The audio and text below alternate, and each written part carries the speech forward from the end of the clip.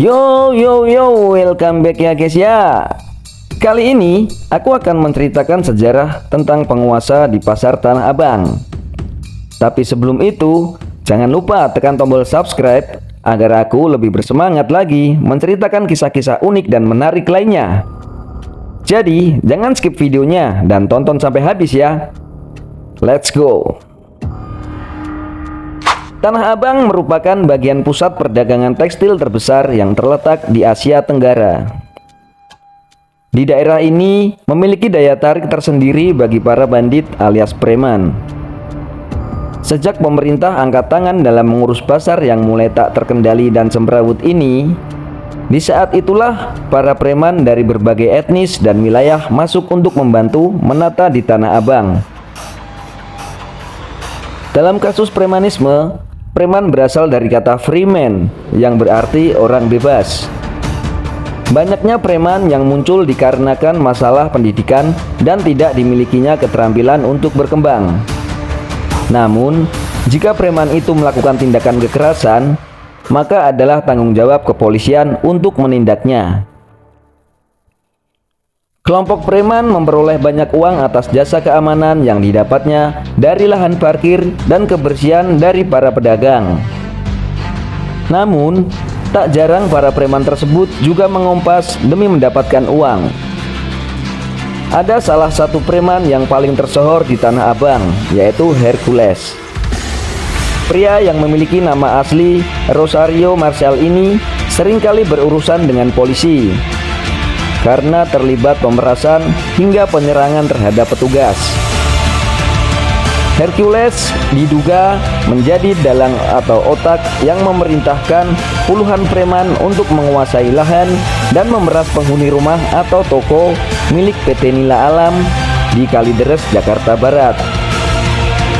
Hercules dan kelompoknya sudah malang melintang di kawasan Tanah Abang sejak tahun 1980-an. Bila melihat perawakannya, Hercules di saat itu tidaklah bertubuh besar dan berotot. Rambutnya ikal, badannya pun kurus. Dari kedua tangannya, hanya tangan kiri saja yang berfungsi normal. Tangan kanannya sampai sebatas siku menggunakan tangan palsu. Sementara itu, salah satu mata Hercules adalah bola mata palsu. Dengan kondisi tersebut, karena Hercules pernah ditembak di bagian mata, pelurunya pun tembus ke belakang kepala. Pria berambut ikal ini seringkali lolos dari maut. Ia sangat disegani banyak orang karena keberaniannya yang sangat besar. Hercules pernah dibacok sebanyak 16 kali di bagian tubuhnya saat penyerangan dan dikeroyok oleh musuhnya. Namun, dia tetap hidup dan selamat. Karena rentetan kejadian tersebut, Hercules dijuluki sebagai sosok preman yang tidak bisa mati. Sebelum hidup di Jakarta, Hercules tinggal di Timor Timur. Di sana ia banyak bekerja sebagai tenaga bantuan untuk operasi militer TNI kala itu. Hercules menjadi penjaga gudang amunisi tentara Indonesia yang sedang menumpas Front Revolusionera de Timor Leste di Independent de Fritili.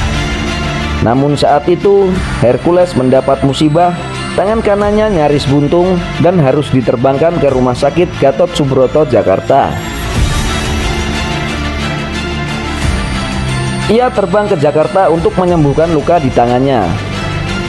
Saat itu Hercules dirawat di Rumah Sakit Pusat Angkatan Darat RSPAD Gatot Subroto, Jakarta Pusat. Tangan yang terluka tersebut ternyata harus diamputasi. Merasa tidak tahan dirawat di RSPAD, Hercules akhirnya kabur dan memilih hidup menjadi gelandangan di Tanah Abang. Pada tahun 1987, Hercules mulai masuk ke Tanah Abang. Dan di tempat inilah kehidupan Hercules menjadi preman pun dimulai. Pada saat itu, Hercules hanya tinggal di kolong jembatan seorang diri. Pada awalnya di sana, Hercules memang tidak disegani dan sering cekcok dengan preman lain. Karena hal itulah, ia lalu membawa golok panjang kemanapun ia pergi. Hercules selalu berpegang kuat dengan prinsipnya. Daripada saya dibunuh, lebih baik mereka yang saya bunuh duluan. Itulah kata-kata yang sering dilontarkan Hercules.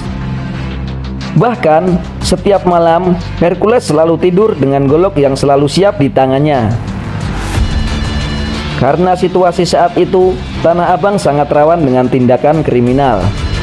Lengah sedikit, musuh akan menyerang secara tiba-tiba. Hampir setiap hari di kawasan Tanah Abang seringkali terjadi pertikaian dan pertengkaran. Seiring berjalannya waktu, perlahan Hercules mampu mengalahkan lawannya satu persatu, preman lainnya di kawasan tersebut, sehingga dirinya disegani di wilayah itu. Hercules yang pernah divonis selama 8 bulan penjara karena penyerobotan lahan tanah, kemudian ia mulai mencoba mengatur hidupnya setelah keluar dari penjara. Perusahaan yang dikelolanya antara lain perusahaan perikanan di Muara Baru, Jakarta Utara. Hercules kini telah membaik dan banyak orang yang semakin menghargainya. Dia bahkan dipuji oleh pensiunan Kepala Polisi Inspektur Paul Ike Edwin. Ini luar biasa Hercules. Ternyata semakin bertambah usia, semakin bermanfaat. Semakin tua usiamu, semakin dicintai orang lain. Semakin banyak orang melihatnya, maka semakin banyak orang yang mencarinya, kata Ike. Jika kita kembali ke masa pemerintahan, Hercules rupanya pernah dikalahkan oleh seorang empu Betawi. Sebelumnya nama asli sang empu adalah Bapak Muhammad Yusuf Muhi alias Ucu Kambing. Salah satu empu Tanah Abang yang paling disegani. Satu lagi julukan Ucu Kambing yang paling terkenal adalah Panglima Perang Betawi. Namanya mulai terkenal setelah diusirnya kelompok Hercules yang pernah menguasai kawasan hitam di Tanah Abang. Tapi Ucu tak mau disebut preman. Saat ini Ucu Kambing dikenal sebagai empu Betawi dan sosok yang pernah menguasai Tanah Abang. Bahkan saking terkenalnya, ia bahkan dijuluki Panglima Perang Betawi. Bahkan Ucu pernah melancarkan kekuatannya kepada preman di Tanah Abang termasuk Hercules, sehingga akhirnya Tanah Abang dikuasai.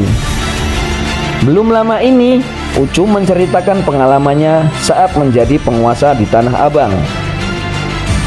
Sebelum terjadi perebutan kekuasaan antar kelompok di Tanah Abang, Ucu Kambing sudah memegang peranan penting. Ia bersama pemuda lainnya berhasil membersihkan kawasan Tanah Abang dari kerusuhan yang berserakan. Ucu Kambing dan anak buahnya sudah lama menjaga kawasan Tanah Abang. Tak lama setelah peristiwa 30 September 1965 yang menewaskan beberapa jenderal TNI Angkatan Darat pada tahun 1998, Indonesia dilanda krisis mata uang dan kerusuhan terjadi di mana-mana, terutama di ibu kota DKI Jakarta. Namun, Tanah Abang merupakan salah satu wilayah yang sama sekali tidak terkena dampak kerusuhan saat itu. Karena berkat Ucu Kambing dan rekan-rekannya yang menjaga pintu Tanah Abang. Ucu pun mengaku, meskipun menerapkan pengamanan ketat dan berhasil membersihkan kawasan Tanah Abang dari kerusuhan, namun ia tidak mendapat pujian apapun, kata Ucu. Kerusuhan di mana-mana, tapi alhamdulillah tidak di Tanah Abang kami. Kami memberikan keamanan kepada anak-anak, tapi tidak mendapat apa-apa, lanjutnya. Ucu Kambing pun pernah mengalahkan kekuatan Hercules. Ia berhasil menyingkirkan Hercules dari Tanah Abang. Ia kemudian mendirikan Perkumpulan Keluarga Betawi Tanah Abang atau disingkat IKBT. Asosiasi ini diyakini memberikan layanan keamanan di Tanah Abang sampai ujung Jakarta Barat. Bahkan, Ucu sempat mencegah masuknya pasukan maut ke Jakarta sebelum Presiden Abdurrahman Wahid digulingkan pada 2001. Namun saat itu Gus Dur mencegahnya dan tidak terjadi kerusuhan. Ucu Kambing berani menjamin, selama dia menguasai Tanah Abang akan bebas dari preman. Ucu mengatakan, jika ditemukan preman, mereka langsung dipanggil untuk dilatih dan tidak dijadikan musuh.